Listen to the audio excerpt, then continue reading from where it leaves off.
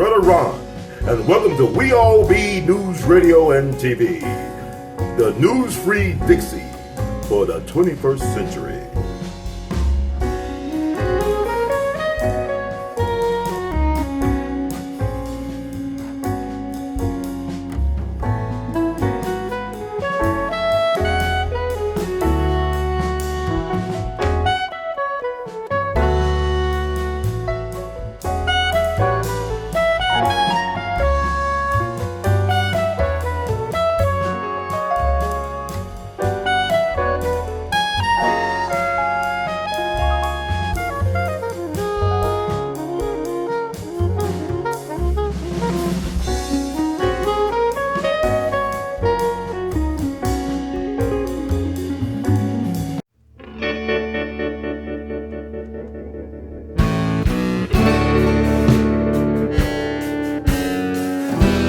So let's get it going. Like, okay, Johnny Ace is the posthumous king, right? Y'all know who the late great Johnny Ace was? Yeah, you say yeah, you know. I move fastly. Give a round of applause for Sister Earlice Taylor. She helped me out in Manassas. Well, I don't see Miss Janet Perry here. She is the daughter of the late great Johnny Ace. He died when she was about 2.5 years old. Johnny Ace is, by many sources, be considered like one of the early pioneers of R&B and rock and roll. He came out of Booker T. Washington High School. He actually flunked out of Booker T. Washington High School. He probably could be their most famous dropout. He was a part of the Bill Streeters. I don't know if y'all know who the Bill Streeters were. I had talked to Bobby Boubland a year before he passed at the High Rackers Royal Studios market dedication. I said, you know what? I said, the Bill Street is like the Wu-Tang Clan of blues. He looked at me crazy. I said, I mean the Wu-Tang Clan is like the Bill Street is of hip hop. I said, there you go, fella. And I asked him about his bandmate, Johnny Ace. Now, y'all understand, the Bill Streeters had B.B. King, Bobby Boubland, Junior Parker, Roscoe Gordon, Earl Forrest, and Johnny Ace. Johnny Ace got his break because Bobby Boubland could not read. He could not just, it was like an R. Kelly thing, he couldn't read. Yeah. So Dave Mattis, who was like the sound production engineer at WDIA, which was the first black radio format program in the country that premiered in 1948. Memphis is the birthplace of modern America, but that's a different time and story. Dave Mattis founded Duke Records. He needed somebody to sing this song called My Song. So Bobby Boubland was given the blue light, but he couldn't go, or the go green light, but he couldn't do it. So Dave Mattis gave the lyrics to Johnny Ace, and a legend is born. Johnny Ace's career was about 2 years, you understand? But at that point, he was like probably the most popular black male singer in the entire country.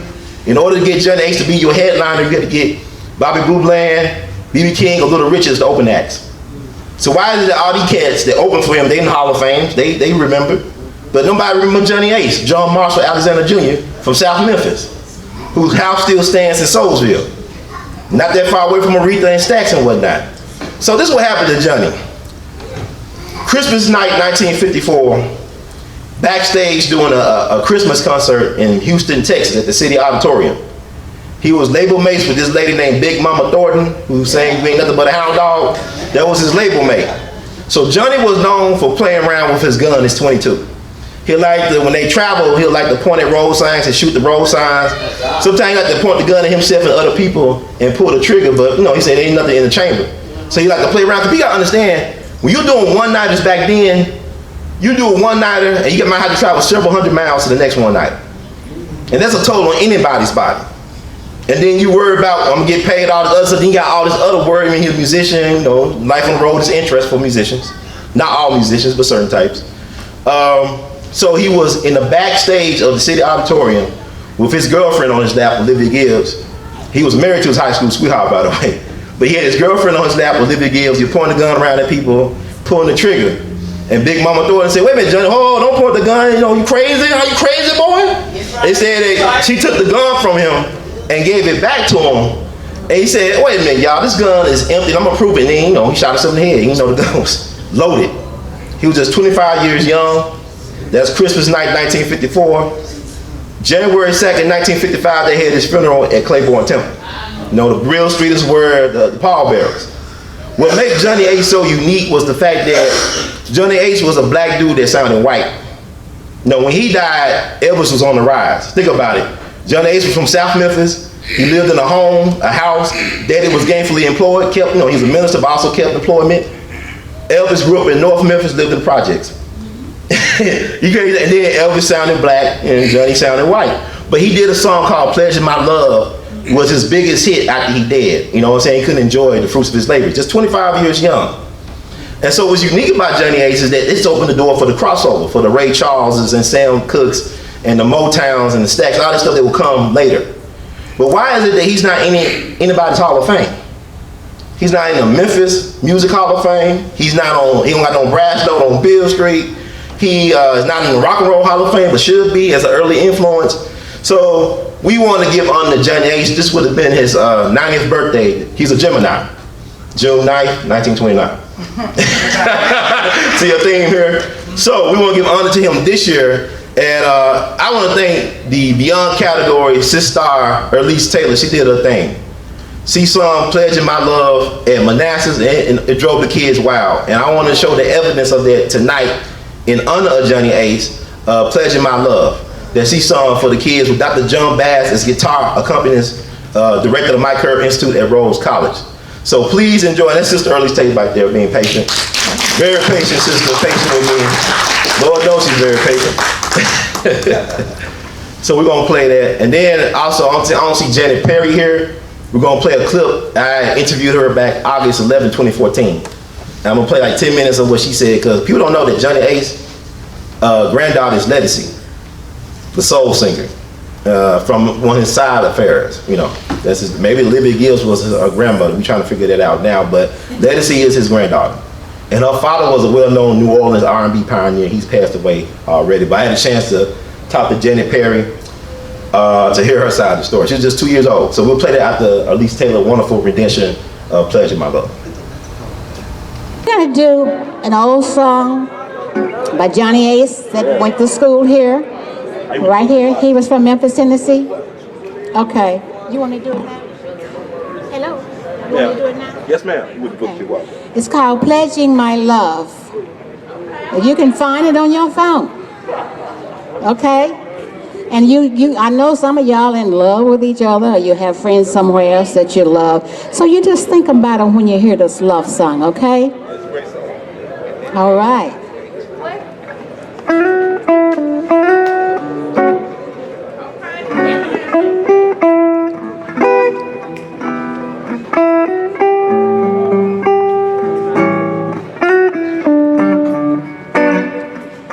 Forever, my darling, our love will be true, always and forever.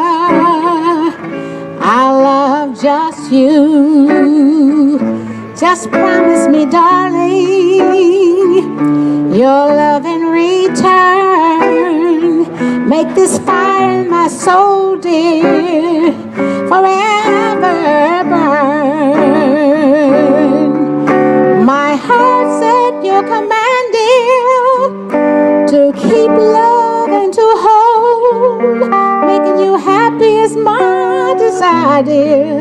Keeping you is my goal. I'll forever love you the rest of my days. I'll never part from you and your loving ways.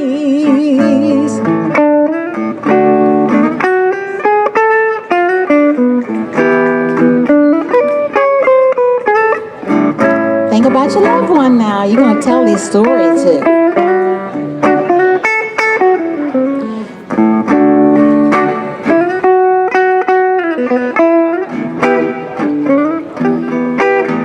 That corner right there. That's the amen corner. My heart said your command, dear, to keep love and to hold.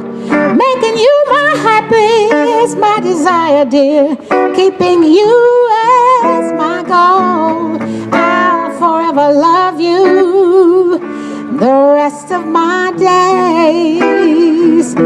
Forever hold you in your loving ways.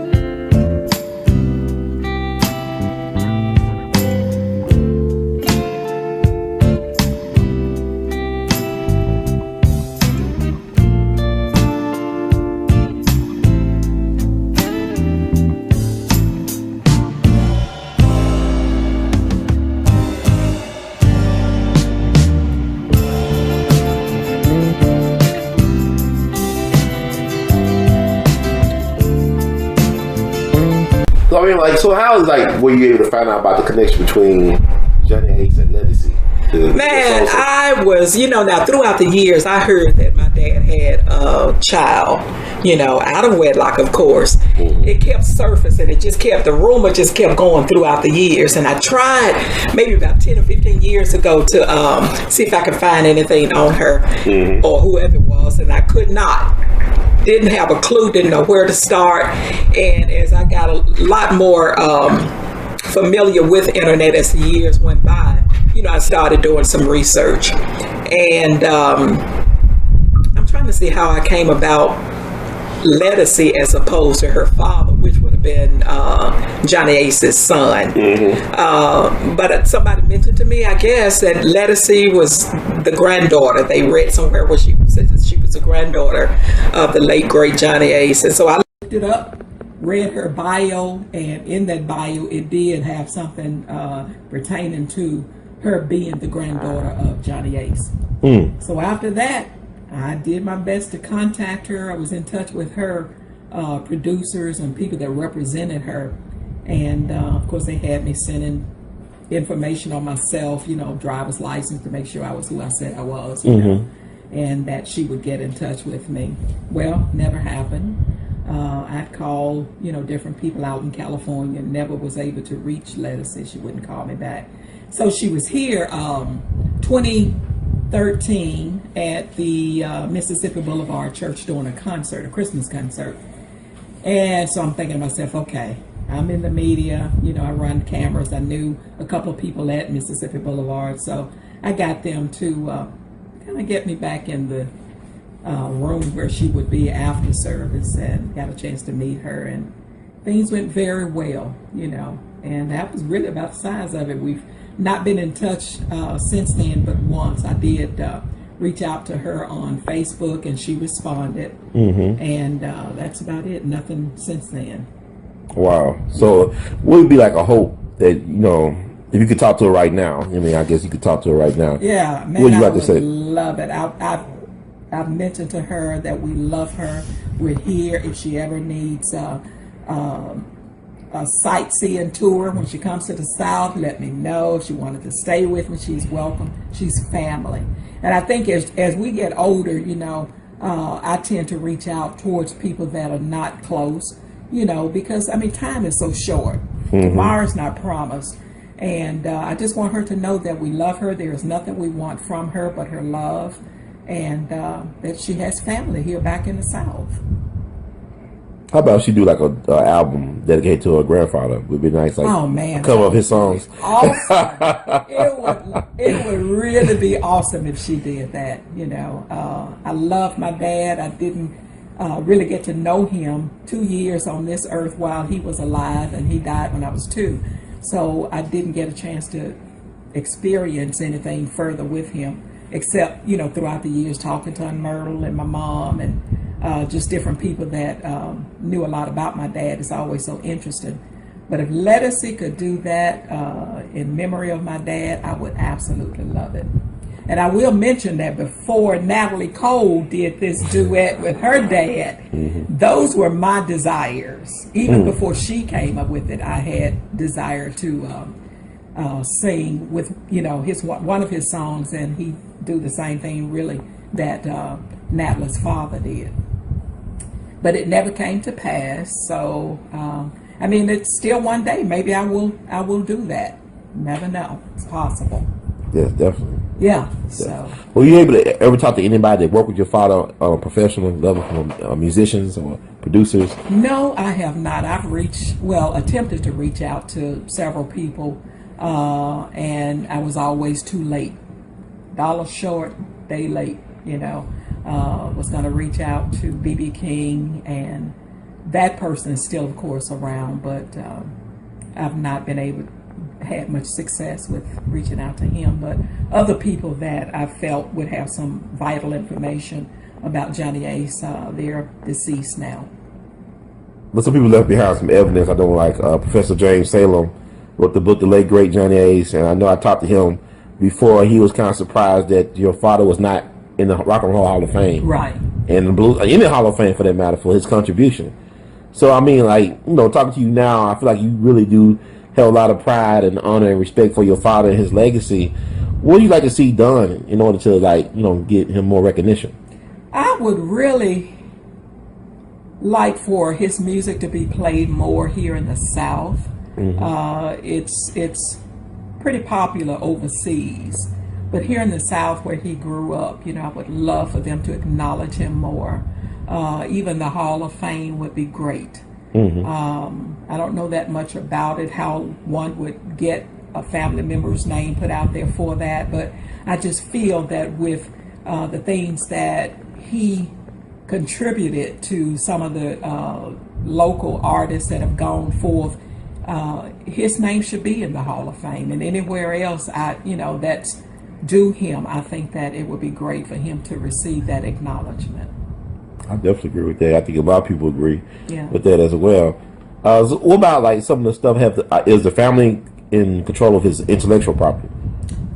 That's a hard question. Now, my brother and I, before he passed, we were able to get some things where we would receive finally royalties. A lot of things have gone unnoticed where other people control them, and I think it should be part of the family, but I'm just really not sure how to go about getting that done. I really don't know, the industry and how it works. So, I've been trying to do some research the best I could, but I'm just not familiar with it. But I know he wrote a lot more songs than he was given credit, that I would just like to see him with the credit of those songs. I know that Dick Roby said that he wrote some things, but there's no way that he could write such a soulful songs that my dad wrote back in the day. There's no way. I don't believe that. My aunt had some papers where Johnny would write music, the actual copy of the music itself, but throughout the years we've had people to contact some of the members requesting pictures and this and that, as far as writing information on Johnny Ace to go down in history, and they kept those items, his music handwritten, as well as some of the pictures of the family and Johnny growing up as a child. Those things are all gone. It seems like they were all taken from us. So I don't know. I'm just here talking with you, Ron. No, it's important. Because we get the word out. It's powerful. Like, your words create worlds. Like, you can create a different reality than what you're used to. Right. Just by speaking, truth to power. So I just think it's very important people understand that, his family, you lost him at a young age. You were just 2 years old. He was just 25 years old. Right. And also, y'all lost not only him, but also his intellectual property. They could help create generational wealth. But speaking of a legacy, what about how have your children and grandkids responded to? My children, I have one son, and he's now teaching my grandson about his grandfather, which would be my grandson's great grandfather. And the family is excited to be able to say, it's like when they go to different concerts or they're in places where Johnny Ace's name is mentioned, and they can actually say this is a family member. They are excited. It seems like today young people are into a lot of older music. I heard somebody say once that the world never changes. It just recreates, or, it goes around as a boomerang. Nothing is new under the sun. So the music, even though it's back in the 50s, 40s and 50s or whatever, young people today are still playing that type music because things just go around, and people love what they, were not able to hear because they weren't born back in the 50s. So they have an interest in it. So my nieces and nephews that are under me are so overwhelmed and excited to know that Johnny Ace is their relative.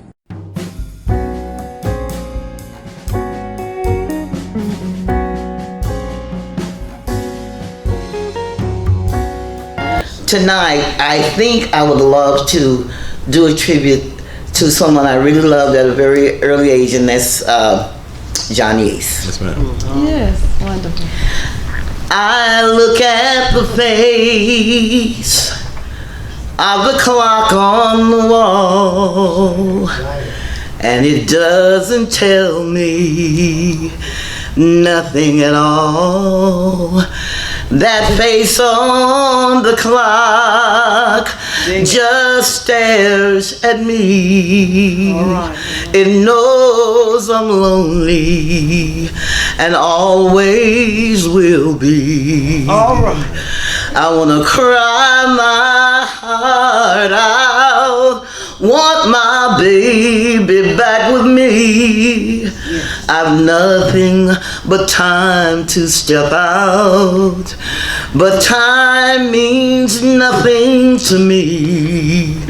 If you hear me, please come back real soon, 'cause this clock and I are so lonely in this room. Oh, yes. Thank you so much. All right.